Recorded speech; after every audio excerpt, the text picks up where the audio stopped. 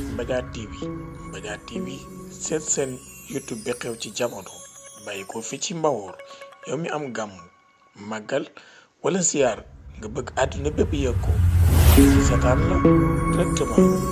wooteel 76 451 71 45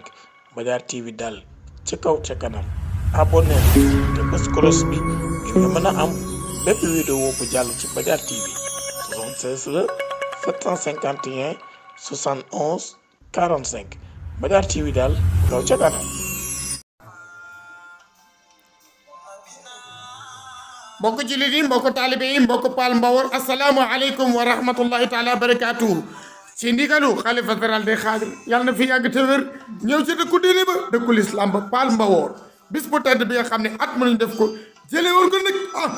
ca mag ñu tedd ña bal nu sori njege bey bis boobu kañ la ci ndigalu kan.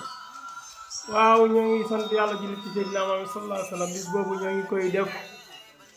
le 13 février incha allah 2026 di ñaan yàlla nañ ci yàlla yóbbu ci ndigalal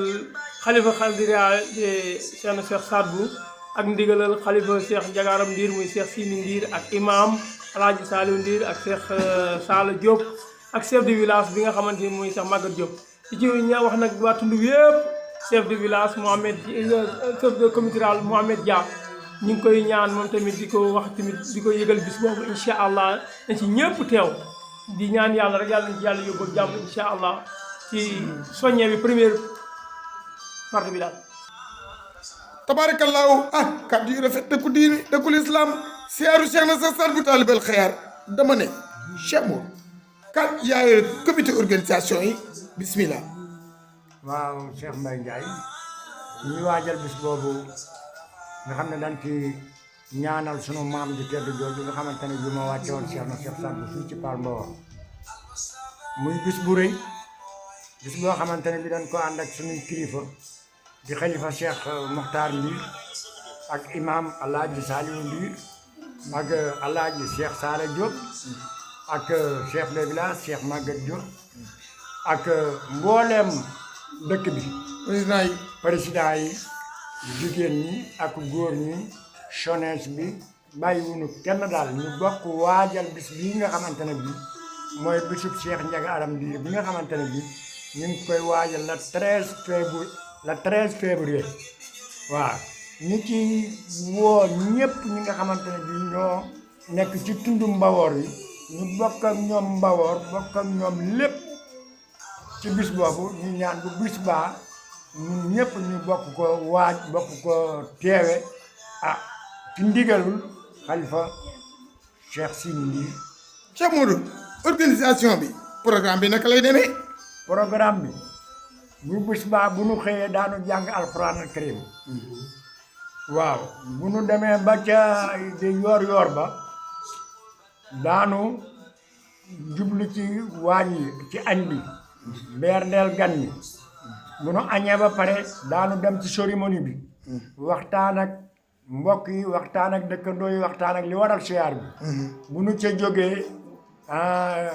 19 heures daanu commencé programme bi jàng yi ca pénc ma jàng yi ñu ngi programme bi nii la tëddee naka la Papa Seck doomu Cheikh Balla Seck mooy ubbi programme bi mooy jàngkat bi waaw daanu ko déglu bu 9 heures jotee jàpp 10 heures ak woykat yi yëpp ndax ñëpp bari na mais ñu moom guddi gi te di ko ñu Cheikh Sadbou Samb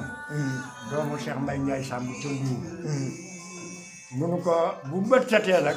xalifa yi dana ñëw ñaanal gan ñi yeewi ñëpp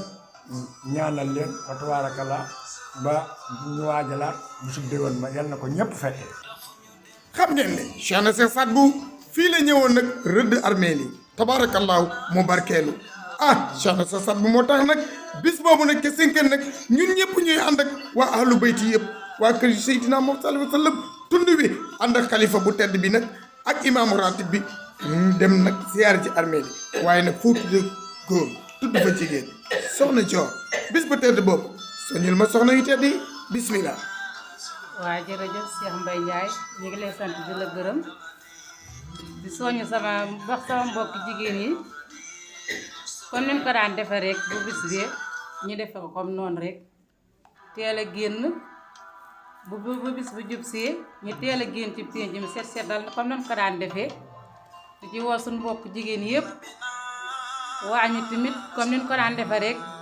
ba tey ba léegi ma leen di soññewaat comme ni ñu ko daan defee ci waañu tamit ñu génn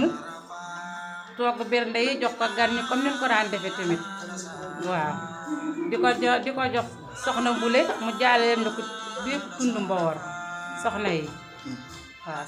kon nag mbokk jullit yi mbokk taalibe dëkku diine dëkku lislaam ku bëgg a gis waa ahlu bayt ku bëgg gis waa kër Seydina Muhammad dëkk ba Cheikh na sa Saad bu tëgg moo di Paal Mbawar commune bu Thiep Mbaye Ndiaye ba Mbajaar kañ la tabaarakallaahu 13 février 2026 ah rendez-vous fenn dong la ma leen di fàttali yéen ñi nekk France ak Italie Mbadiar TV danañ ko defal directement ngeen di ko seetaan waaye nag ku fi ñëw yàlla na yàlla faj sa aajo saay ak baatin barke Cheikh Ahmad Fadl waaye barke Cheikh Abdou Khadir Gaylani rendez-vous baa ngoogu nag le 13 février mbaar yi yëpp a waaj. Mbadiar TV seet seen YouTube bi xew ci jamono bàyyi ko fi ci Mbawor yow mi am gàmm màggal wala siyaar nga bëgg àdduna bépp yëg ko seetaan la directement woote 76 751 71 45 Mbadiar TV daal ci kaw ca kanam abonné te bës cloche bi ngir nga mën a am bépp vidéo bu jàll ci Mbadiar TV 76 la 751 71 45 Mbadiar TV daal kaw ca kanam